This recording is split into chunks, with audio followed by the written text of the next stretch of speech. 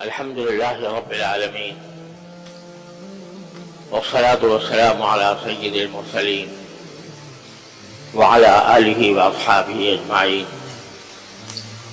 وعلى كل من تبعهم بإحسان إلى يوم الدين. أما بعد،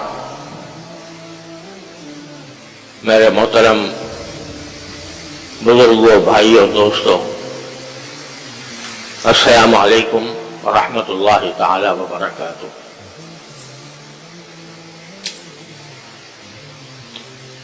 حضور نبی کریم سرور دو عالم صلی اللہ علیہ وسلم کی ایک حدیث ہے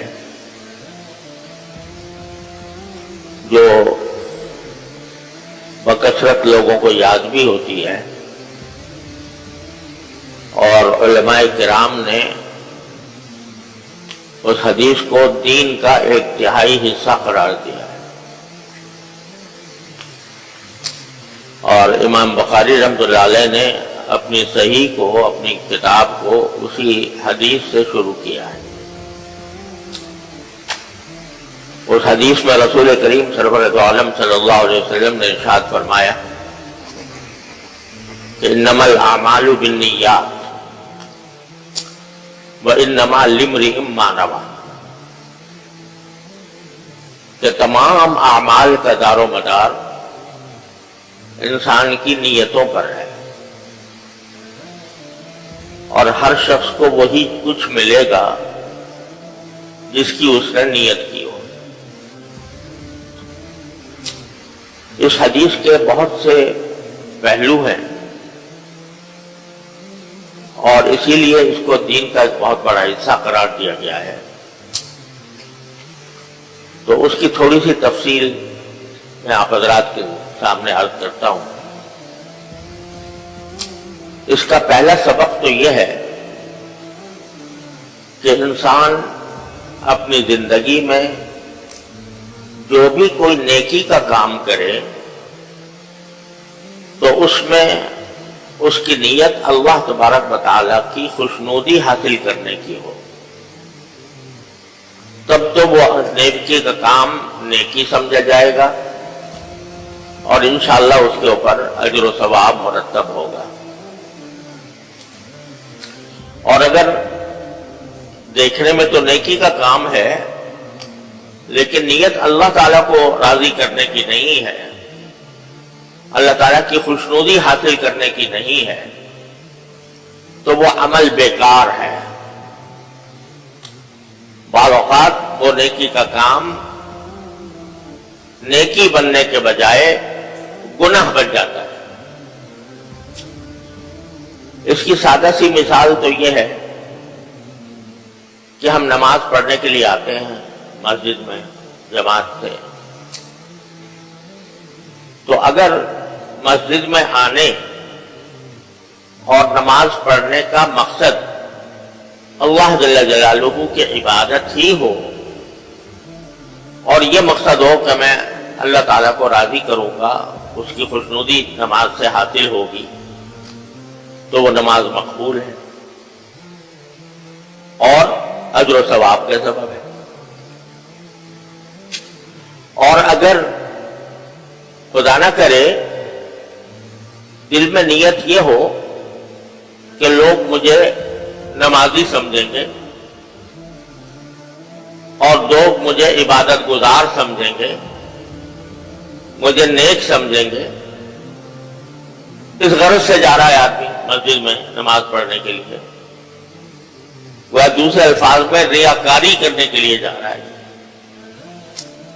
تو نہ صرف یہ کہ وہ نماز قبول نہیں ہوگی اللہ تعالیٰ کے ہاں، اور اس کے اوپر کوئی اجر و ثواب مرتب نہیں ہوگا، بلکہ اللہ بچائے الٹا گناہ ہوگا، کیونکہ نماز تو اللہ کے لیے تھی خاص۔ جب بندے نے اس کو لوگوں کے دکھاوے کے لیے کر لیا تو وہ اللہ کے لیے نہ رہی۔ جو کام اللہ جل جلالہ کے ساتھ کرنا تھا وہ اس نے مخلوق کے ساتھ کر لیا، تو یہ گناہ ہوا۔ بلکہ ایک حدیث میں یہ الفاظ آتے ہیں کہ من صلی یرائی فقد اشرک باللہ، جو شخص نماز پڑھے ریاکاری کے لیے، محض دکھاوے کے لیے، تو وہ در حقیقت اللہ کے ساتھ اس نے مخلوق کو شریک ٹھہرا دیا، یہ ایک طرح کا شرک ہے۔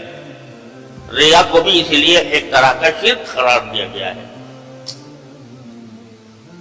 تو جو بھی نیکی کا کام ہو وہ آدمی صرف اللہ کے لیے کرے،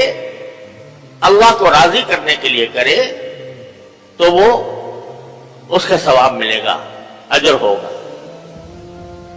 اور یہ تو میں نے ایک مثال آپ کو نماز کی دے دی، عبادت کی دے دی،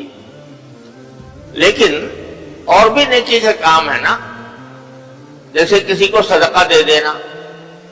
کسی غریب کی مدد کر دینا، کسی ستم رسیدہ کو اس کے ظلم سے چھڑانے کی کوشش کر لینا، کوئی کسی کا دل دکھا ہوا ہے اس کو کچھ تسلی کی بات کر دینا، کوئی بیمار ہے اس کی عیادت کر دینا، یہ سب ثواب کے کام ہیں، سب نیکی کا کام ہے۔ اور اسی طرح کسی مسلمان بھائی کو اپنے گھر میں دعوت دینا، یہ سارے ثواب کے کام ہیں، نیکی کے کام ہیں۔ لیکن یہ اسی وقت نیکی ہے جب مقصود اس سے اللہ تبارک و تعالیٰ کی رضا جوئی ہو، کہ اللہ تبارک و تعالیٰ راضی ہوں گے، مجھے اجر و ثواب عطا فرمائیں گے، تب وہ نیکی بنے گی۔ لیکن اگر کوئی اور نیت ہے تو وہ نیکی نہیں بنے گی، وہ بعض اوقات تو الٹا گناہ کا سبب بھی بن سکتی ہے۔ ہم اپنی زندگی کے اندر بہت سے کام ایسے ہوتے ہیں، کرتے ہیں، کہ جو اگر دیکھا جائے تو ثواب کے کام ہے، بڑے اجر کا کام ہے، لیکن نیت صحیح نہیں ہوتی۔ نیت مخلوق کو راضی کرنے کی ہو جاتی ہے، اپنی شہرت پیدا کرنے کی ہو جاتی ہے، اللہ بچائے۔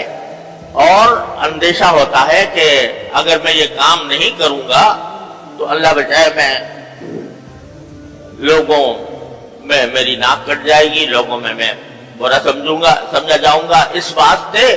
اس نیت سے کرتا ہے کہ تاکہ لوگ مجھے برا نہ کہیں۔ اب میں ایک مثال اس کی دیتا ہوں کہ ہمارے معاشرے کے اندر یہ بکثرت رواج ہے کہ جب کسی کے ہاں کوئی تقریب ہوتی ہے، شادی ہوتی ہے، بچے کا عقیقہ ہوتا ہے، یا اور کوئی تقریب منعقد کی جاتی ہے، بعض اوقات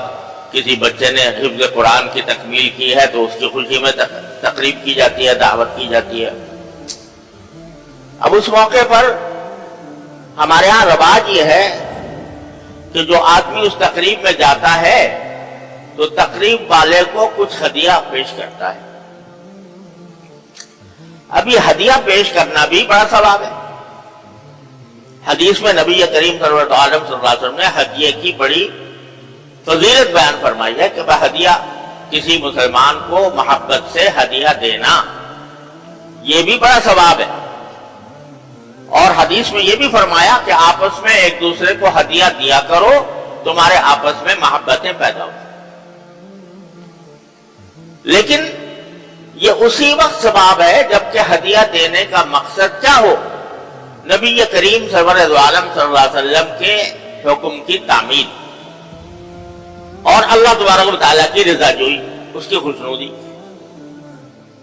لیکن ہمارے معاشرے میں اس نیکی کے کام کو بری نیت نے خراب کر کے رکھ دیا ہے۔ اب کیا ہوتا ہے کہ تقریبات ہو رہی ہیں، اس میں ہدیہ اس لیے دے رہا ہوں، پہلی بات تو یہ کہ اگر میں نے کچھ خالی ہاتھ چلا گیا تو میری ناک